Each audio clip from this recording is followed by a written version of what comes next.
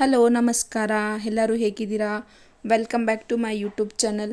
ನಾನಿವತ್ತು ಪರ್ಫೆಕ್ಟಾಗಿ ಶಾವಿಗೆ ಬಾತ್ ಯಾವ ರೀತಿ ಮಾಡೋದು ಅಂತ ತಿಳಿಸ್ಕೊಡ್ತಾ ಇದ್ದೀನಿ. ಬನ್ನಿ ಹೇಗೆ ಮಾಡೋದು ಅಂತ ನೋಡೋಣ. ಗ್ಯಾಸ್ ಮೇಲೆ ಒಂದು ಪ್ಯಾನ್ ಇಟ್ಕೊಂಡು 1 ಟೀ ಸ್ಪೂನ್ ಆಗಷ್ಟು ಎಣ್ಣೆ ಸೇರಿಸ್ಕೊಳ್ತಾ ಇದ್ದೀನಿ. ಎಣ್ಣೆ ಸ್ವಲ್ಪ ಬಿಸಿ ಆದಮೇಲೆ ಶಾವಿಗೆ ಸೇರಿಸ್ಕೊಳ್ತಾ ಇದ್ದೀನಿ. ಶಾವಿಗೆನ ಸ್ವಲ್ಪ ಚೆನ್ನಾಗಿ ಹುರ್ಕೊಳ್ಬೇಕು. ಅದು ಕಲರ್ ಚೇಂಜ್ ಆಗುತ್ತೆ, ಹಾಗೆ ಘಮ ಸಹ ಬರುತ್ತೆ. ಅಲ್ಲಿವರೆಗೂ ಚೆನ್ನಾಗಿ ಹುರ್ಕೊಳ್ಬೇಕು.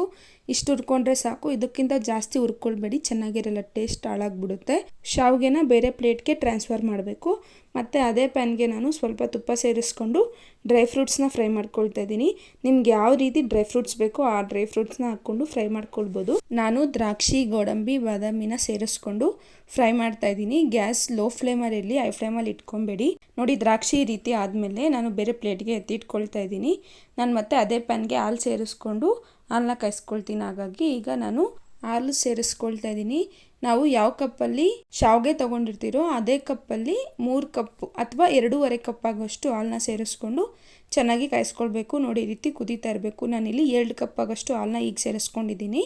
ಹಾಲು ಕುದೀತಿರೋ ಟೈಮಲ್ಲಿ ಆಗಲೇ ಫ್ರೈ ಮಾಡಿ ಎತ್ತಿಟ್ಟಿರೋ ಶಾವಿಗೆನ ಸೇರಿಸ್ಕೊಂಡು ಚೆನ್ನಾಗಿ ಮಿಕ್ಸ್ ಮಾಡಿಕೊಳ್ಬೇಕು. ಹಾಲು ಮತ್ತು ಶಾವಿಗೆ ಚೆನ್ನಾಗಿ ಮಿಕ್ಸ್ ಆಗಬೇಕು. ಈಗ ಏಲಕ್ಕಿ ಪುಡಿ ಸ್ವಲ್ಪ ಮತ್ತು ಒಣ ಕೊಬ್ಬರಿನ ಸೇರಿಸ್ಕೊಳ್ತಾ ಇದ್ದೀನಿ. ನಿಮಗೆ ಒಣ ಕೊಬ್ಬರಿ ಬೇಡ ಅಂದರೆ ಸ್ಕಿಪ್ ಸಹ ಮಾಡ್ಕೊಳ್ಬೋದು. ಅರ್ಧ ಕಪ್ ಆಗೋಷ್ಟು ಒಣ ಕೊಬ್ಬರಿನ ನಾನು ಸೇರಿಸ್ಕೊಂಡಿದ್ದೀನಿ. ಈಗ ಒಂದ್ಸಲ ಚೆನ್ನಾಗಿ ಮಿಕ್ಸ್ ಮಾಡ್ಕೊಳ್ತಾ ಇದ್ದೀನಿ. ಒಣ ಕೊಬ್ಬರಿ ಮತ್ತು ಶಾವಿಗೆ ಎಲ್ಲ ಚೆನ್ನಾಗಿ ಮಿಕ್ಸ್ ಆಗಬೇಕು. ಮತ್ತು ನಾನು ಅರ್ಧ ಕಪ್ ಆಗೋಷ್ಟು ಹಾಲನ್ನ ಈಗ ಸೇರಿಸ್ಕೊಳ್ತಾ ಇದ್ದೀನಿ. ನಾನು 2.5 ಕಪ್ ಆಗೋಷ್ಟು ಹಾಲನ್ನ ಸೇರಿಸ್ಕೊಳ್ತಾ ಇದ್ದೀನಿ. ಹಾಲು ಇಷ್ಟು ಸೇರಿಸ್ಕೊಂಡ್ರೆ ಶಾವಿಗೆ ಬಾತ್ ತುಂಬ ಕ್ರೀಮಿಯಾಗಿ ಬರುತ್ತೆ. ಹಾಗಾಗಿ ಈಗೆಲ್ಲ ಮಿಕ್ಸ್ ಆದಮೇಲೆ ನಾನು 1 ಕಪ್ ಆಗೋಷ್ಟು ಸಕ್ಕರೆ ಸೇರಿಸ್ಕೊಳ್ತಾ ಇದ್ದೀನಿ. ನಿಮ್ಮ ಸಿಹಿಗೆ ಅನುಗುಣವಾಗಿ ನೀವು ಸಕ್ಕರೆನ ಸೇರಿಸ್ಕೊಳ್ಬೋದು. 1 ಕಪ್ ಹಾಕಬೇಕು ಅಂತ ಏನೂ ಇಲ್ಲ.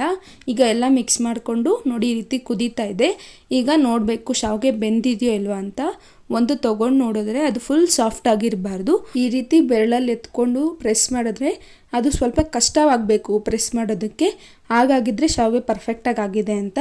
ಈಗ ನಾವಾಗಲೇ ಫ್ರೈ ಮಾಡಿಟ್ಟಿರೋ ಡ್ರೈ ಫ್ರೂಟ್ಸ್ನ ಸೇರಿಸ್ಕೊಂಡು ಪ್ಲೇಟ್ ಕ್ಲೋಸ್ ಮಾಡಿ 10 to 15 ಮಿನಿಟ್ಸ್ ಬಿಟ್ಬಿಡಬೇಕು. ಗ್ಯಾಸ್ ಆಫ್ ಮಾಡಿಬಿಟ್ಟು ಆಮೇಲೆ ಸರ್ವ್ ಮಾಡಬೇಕು. ತುಂಬ ಚೆನ್ನಾಗಿರುತ್ತೆ. ಶಾವಿಗೆಗೆಲ್ಲ ಸಿಹಿ ಪ್ರಮಾಣ ಚೆನ್ನಾಗಿ ಇಟ್ಕೊಂಡಿರುತ್ತೆ. ಹಾಗಾಗಿ ಇಷ್ಟೇ ಶಾವಿಗೆ ಬಾತ್ ಮಾಡೋದು. ನೀವು ಒಮ್ಮೆ ಈ ಕ್ರೀಮಿ ಶಾವಿಗೆ ಬಾತ್ನ ಟ್ರೈ ಮಾಡಿ. ಹೇಗೆ ಬಂತು ಅಂತ ಕಮೆಂಟ್ ಮಾಡಿ. ಧನ್ಯವಾದಗಳು.